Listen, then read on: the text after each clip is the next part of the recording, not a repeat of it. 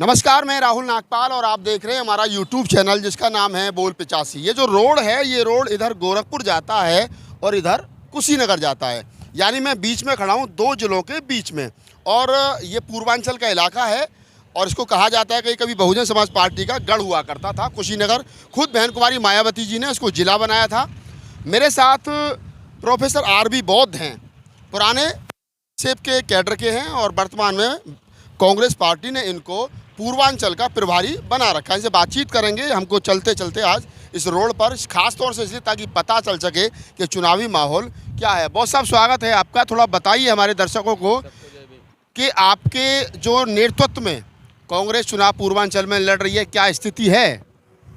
जी, ऐसा है कि जो हमारा दलित समाज है, बेसिकली हमको अनुसूचित जात का प्रभारी बनाया गया है पूर्वांचल का। और अनुसूचित जात की बड़ी संख्या है, क्योंकि अभी तक देखिए सच्चाई ये है कि कांग्रेस के साथ कोई ठोस वोट बैंक नहीं जुड़ा था। जैसे समाजवादी पार्टी के साथ है, बहुजन समाज पार्टी के साथ भी है, तो इस तरह का कोई जातीय जो है बहुत बड़ा ग्रुप नहीं जुड़ा था। अब इधर माहौल जो बना है एक सालों से, जो 4000 किलोमीटर और 6500 किलोमीटर श्री राहुल गांधी जी ने जो यात्रा किया है, पूरी यात्रा के बाद जो निकल करके कांग्रेस ने जो अपना मैनिफेस्टो जारी किया है, घोषणा पत्र जारी किया है, वह घोषणा पत्र टोटल जो है मान्यवर कांशीराम साहब का घोषणा पत्र है जी। उसमें आप देखिए जो 5 न्याय की 25 गारंटी है, उसमें यह है कि जिसकी जितनी संख्या भारी उसकी उतनी भागीदारी। उसमें जाति जनगणना की बात की गई है। उसमें ये कहा गया है कि आरक्षण के सीमा को 50% के कैप को हम हटाएंगे। और हटाने का मतलब ये हो गया कि जब जाति जनगणना हो जाएगी तो जातीय अनुपात में सारी चीज़ें वितरित होगी ना। उसके अलावा महिलाओं के लिए बहुत अच्छी योजना ली गई है कि जो महिलाएं जो गरीबी रेखा के नीचे आएंगी, जो पूरे देश में चर्चित है योजना, उनको 8,500 महीना 8,000 रुपये प्रति महीना, हाँ पर महीना, और 1 लाख साल का हो जाएगा। तो वह जो है उनके खाते में आएगा, क्योंकि हर परिवार का जो राशन कार्ड बना है उसकी मुखिया को महिला बनाया गया है। तो कांग्रेस नेतृत्व ने क्या किया है कि उसके नाम से एक गारंटी कार्ड जारी किया गया है। वो गारंटी कार्ड भरा जाएगा और शपथ ग्रहण जब हो जाएगा, सरकार जब बदल जाएगी, तो 1 महीना के जस्ट बाद, मान के चलिए कि जून में जब सरकार गठन हो जाता है, सरकार बदलने की स्थिति में जुलाई से पैसा आना शुरू हो जाएगा।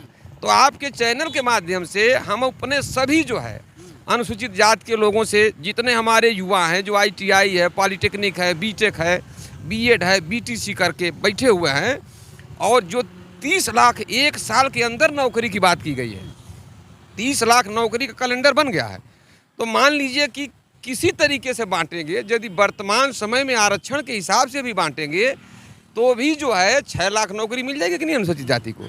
तो 1 साल के अंदर जो 6 लाख नौकरी मिल जाएगी। अच्छा, कुछ लोग जैसे तमाम तरह के क्वेश्चन कर सकते हैं। भाई देखिए, बीजेपी में कांग्रेस में बहुत अंतर है। कांग्रेस ने जो कोयला की खदानों में नौकरी दिया था 1972 में 3 लाख नौकरी परमानेंट दिया था, बता रहा हूँ। फिर जो है रेलवे में देखिए 3 लाख अनुसूचित जात के लोग थे।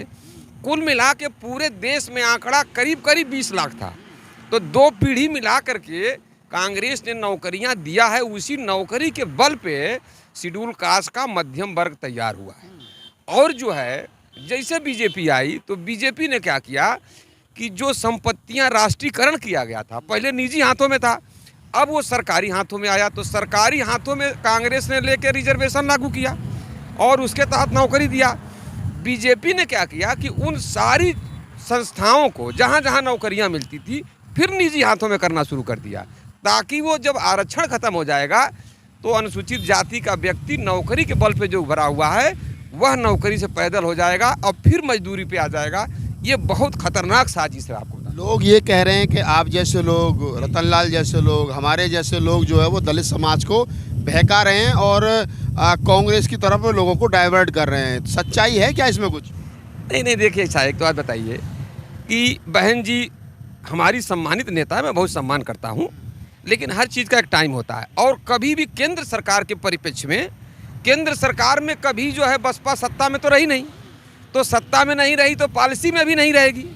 और लगातार जो है 2012, 14, 17, 19, 22 लगातार चुनाव हारने से अब ये तो संभावना भी नहीं है कि भाई 272 सीट बसपा जीत जाए। क्यों? जब 2014 में अकेले लड़ने पे 1 सीट आई थी और गठबंधन में 19 में लड़ने पे 10 सीट आई थी, ठीक है, तो फिर अकेले लड़ा जा रहा है। तो कोई तो तर्क हो कि 272 सीट आ रहा है, बहन जी सरकार बना रही। हाँ, एक संभावना होती, वो तब होती कि जैसे वो गठबंधन में आई होती। तो मैं गारंटी के साथ बता रहा हूँ कि बहन जी ने जो भी गलतियाँ किया है अभी तक, जो भी किया है, बहुजन समाज एकदम से माफ़ कर देता। और वह जो है सबसे ज़्यादा सीटें कांग्रेस गठबंधन में बहुजन समाज पार्टी जीतती, उसके बाद समाजवादी पार्टी जीतती और उसके बाद कांग्रेस जीतती। और उसमें ये होता कि चलो रोटेशन सिस्टम में जब 10-20 सीट आ भी जाती तो 1 साल के लिए प्रधानमंत्री की ये भी चर्चा चल रही है कि रोटेशन में प्रधानमंत्री दलित का बनाया भी जा सकता है। लेकिन अब तो सारी संभावनाएं खत्म, सारी संभावनाएं खत्म। अब लोग ये भी कह रहे हैं कि बहुजन समाज पार्टी बीजेपी को जिताने के लिए अपने बलबूते चुनाव लड़ रही है। आपके नेतृत्व में 4 लोकसभा चुनाव जो है वो आ रहे हैं, 4 लोकसभा सीट हैं जहां पर कांग्रेस चुनाव लड़ रही है। पहले तो हमें 4 लोकसभा सीटों का नाम बताइए कौन कौन सी, और दूसरा वहां पर क्या दलित समाज जो है वो कांग्रेस को वोट करने जा रहा है, क्योंकि आप लंबे समय से काम भी कर रहे हैं। जी, एक्चुअली देखिए ऐसा है कि अभी पूर्वांचल में जैसे महाराजगंज है, और आप तो मेरे साथ अभी देवरिया में रहे, बांसगांव में खड़े हैं ना, और बनारस मिला हुआ है, ठीक है। तो दलित समाज क्या होता है ना, दलित समाज का एक तरह से मान लीजिए कोर वोट जो बसपा का है वो चमार बिरादरी है, जिस बिरादरी से मैं आता हूँ। और मेरी बड़ी श्रद्धा है बहन जी के लिए भी। मैं 27 साल तक जो है ये देखिए इस तरह की कैसेटें बनाता रहा बहुजन सूर्य संग्राम की।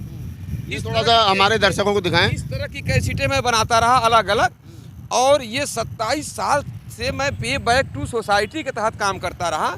और इसमें 27 सालों में मैंने 27 साल के समय के साथ साथ करीब 50 लाख रुपया व्यक्तिगत रूप से मैं खर्च। थोड़ा सा दर्शकों को बता दूं कि ये जो सीडी आप देख रहे हैं, डीवीडी हैं, ये बहुजन सुर संग्राम बहन जी के गीत, ये बहुजन समाज सुर संग्राम बहन जी के गीत, ये सारी वो सीडी और एल्बम है जो आरबी बोस जी ने बहन जी को चुनाव को मजबूत करने के लिए लगाई।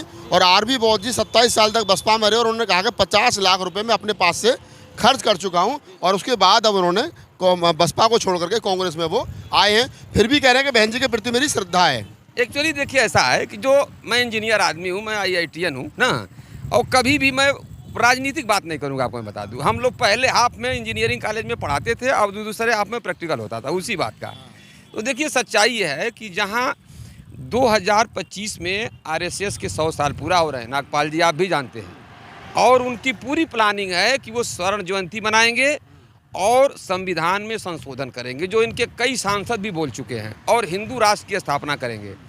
अब ऐसे समय में जो हिंदू राष्ट्र इस देश में हुआ करता था, 3000 सालों से जो सबसे ज़्यादा मार खाया है वो है चमार बिरादरी। तो चमार बिरादरी ये जानता है कि 2400 पार का जो नारा दिया जा रहा है वो इसीलिए दिया जा रहा है कि 2/3 बहुमत हो जाएगी, जिसको हमारे माननीय राहुल गांधी जी, खड़गे साहब, सारे लोग इस मुद्दे को उठा रहे हैं। सब लोग जानते हैं कि ये खतरा आने वाला है जब बीजेपी आ जाती है। तो दलित समाज बहुत जो है, ख़ास तौर से चमार बिरादरी जो बहुत पारखी है, अम्बेडकराइज बिरादरी है समझ लीजिए, वह जान गया है कि हमें अब जो है बीजेपी को हटाना है। और पूरा माहौल बना है, जो आप लोकसभा पूछ रहे हैं ना, पूरे हम लखनऊ से लेकर देवरिया तक का दौरा कर रहे हैं। एक ही माहौल है कि किसी तरीके से बीजेपी को हटाओ, किसी तरीके से बता रहा हूँ। विकल्प बन रही है कांग्रेस, एकदम बन रही है। मैं बता रहा हूँ, कोई कांग्रेस के लोग भी नहीं सोचे थे कि इतना तगड़ा माहौल बन जाएगा कांग्रेस के पक्ष में। आप तो इतने दिन से सीनियर पत्रकार हैं, इतना तगड़ा माहौल बन जाएगा किसी को अंदाज़ा नहीं था। जितना अच्छा माहौल बन गया केवल इसलिए कि लोग बीजेपी को हटाना चाहते हैं।